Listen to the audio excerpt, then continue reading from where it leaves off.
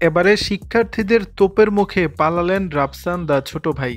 কোটা সংস্কার আন্দোলনকে কেন্দ্র করে যখন সারা দেশ উত্তাল, তখন তাদের দাবির সঙ্গে একাত্মতা প্রকাশ করছেন নানা শ্রেণী পেশার মানুষ। এই আন্দোলনে আহত নিহতের প্রতিবাদ এবং বৈষম্য বিরোধী ছাত্র আন্দোলনে শিক্ষার্থীদের পক্ষে মাঠে নেমেছেন সঙ্গীত শিল্পীরা।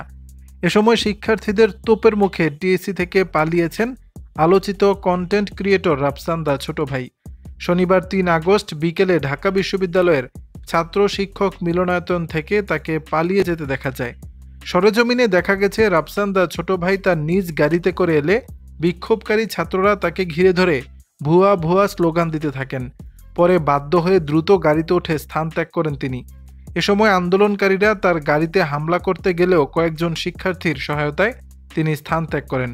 আন্দোলনকারী এক শিক্ষার্থী বলেন, সে এতদিন পর অ্যাটেনশন নিতে এসেছে, আমরা তার কাছে কৈফিয়ত চেয়েছি, এতদিন পর তিনি কি করতে এসেছেন।